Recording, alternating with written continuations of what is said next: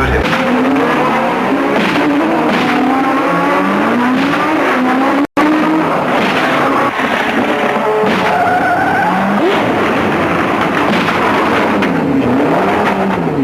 I think I was able to adapt very quickly over to driving racing cars, and I think that my shooting, clearly your eyesight's important when you drive racing cars, but your reactions are very important. And the types of disciplines that I was involved in shooting required enormous speed of recognition, the consumption of information, and the processing of that information quickly and acting upon it is vital in shooting or in racing. When Jackie married his childhood sweetheart, Helen McGregor, in August 1962, he was still a clay pigeon shooter. He had yet to begin his career in motor racing. I did not marry a racing driver, which a lot of people don't really know, because a lot of people say, well, you knew already what you were getting into, which of course isn't the case, but even if I had known, I got into it because it's a very exciting world. It's different to, well, any normal housewife's life. And I must say that I look back with very fond memories. We had a lot of sad times, but most of the times were extremely happy. In 1962, Stewart was preparing cars for local racers in his father's garage when a customer, Barry Filer, offered him his first competitive drive. Jackie adored those early days in the sport, and in no time at all reached the next rung on the ladder, the famous Écurie costume of David Murray. Well, that was an amazing break for me, because David Murray was a kind of god as far as I was concerned. I mean, he had 2 or 3 stopwatches round his neck. He had mechanics who asked me if the pedals fitted, which was a new experience. I mean, I would have driven on the top of a maple box if he had said that's how it was driven. So to have then one chief mechanic say, how about, why don't we fit a footrest for you? And I thought, my goodness, this is the big time. In 1963, Stewart won 14 out of 23 races and was British Club Driver of the Year. He had made an astonishing impact and was already being tipped for the very top. Early in 1964, he was offered the chance to drive a single-seater for the first time by a man who was to play a huge part in his career, Ken Tyrrell. Ken wanted to sign me up in a contract, and he was going to pay me £10,000, but I had to sign a contract that he would get 10% of my future income for the long term. And I thought, my goodness, I didn't have 10 bob in those days in the bank. I had no money at all. And it was a great temptation. And the alternative was that if I didn't sign that, he would still have me drive, but my contract would be for £5, because that was the legal currency in those days for a contract to be legally binding. And when I think back, it was with tremendous foresight that I chose the £5, because I had no money. I mean, it's crazy when I think of it now, but I chose the £5. Making his living from the prize money, Jackie won 24 races in 1964, 11 out of 13 wins coming in Formula 3.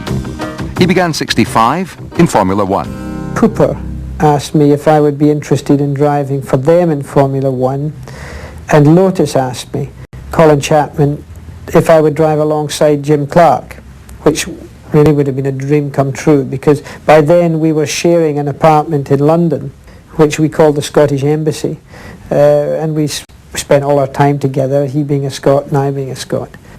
But I had made up my mind to drive for BRM for less money than I was being offered from Colin Chapman and Lotus. But again, probably one of the better decisions I made in life, because Jimmy would have been a tough competitor to race against in the same team, and he had the attention and the favours of Colin, and it was well recognised even in those days that the number 2 in Lotus never really got a lot done. In his first Grand Prix, South Africa 1965, he finished 6th and picked up his first World Championship point. He was on his way. world champion John Surtees, and Graham Hill, one of two former champions, being challenged by the new names in motorsport, Mike Spence and Jackie Stewart. It's the international trophy race at Silverstone.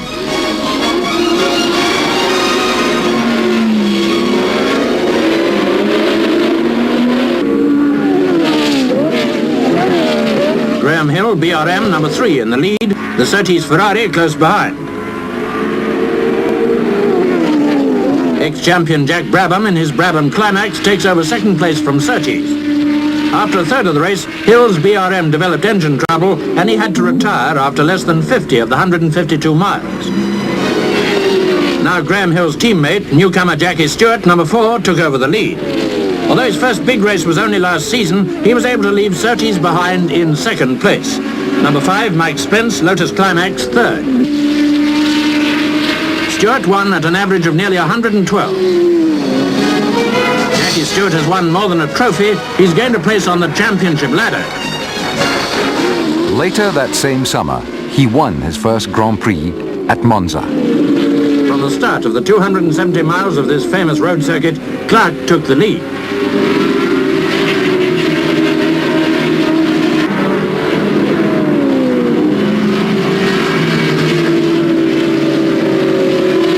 "76 laps to cover, but on the 64th, Clark's Lotus let him down and he had to retire.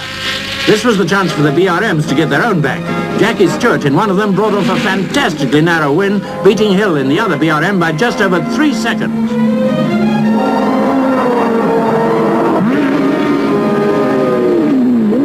A Grand Prix win for this young Scottish driver in his first Grand Prix season. He went on to finish a remarkable 3rd in the 1965 World Championship. Everything was going for him. But then came the Belgian Grand Prix of 1966. Many cars had gone off in the first serious corner in the heavy rain because it's a very large and long track. It was dry at the start and we just ran into torrential rain.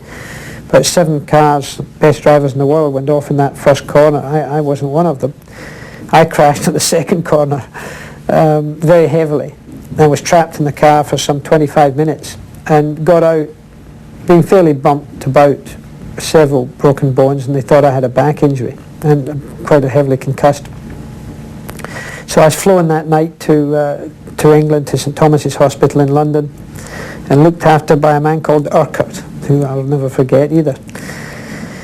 Was only off for I was off for about 6 or 7 weeks, but I was only in hospital for 2 or 3 weeks and got out no worse aware. I was very surprised in the way I coped. I always imagined things to be worse than they would be, and I would couldn't cope with anything. And when it did happen, I did act very positively and did everything I was supposed to do. Jackie needed me around, but the only thing that happened to me was I couldn't eat. And I went from 8 stone 4 pounds in a matter of days down to 6. So obviously I was suffering, but no one would have known. They always thought I was a very cool, calm, collected person, which I am externally, but inside I think you do suffer. I certainly suffered. From that day on, Stewart began his campaign for safer motor racing. But despite his efforts, the sport went through a horrifying spell of accidents in 1968. Jim Clark's death came as a terrible shock. Most people remember the time and the place of where they were when President Kennedy died. I remember exactly where I was and what time it was when Jim Clark's death, or at least to begin with accident, was announced. I was doing an inspection, ironically, for safety at the Jarama circuit outside Madrid in Spain. And this man came round the track in his car because I was walking the track to see it all.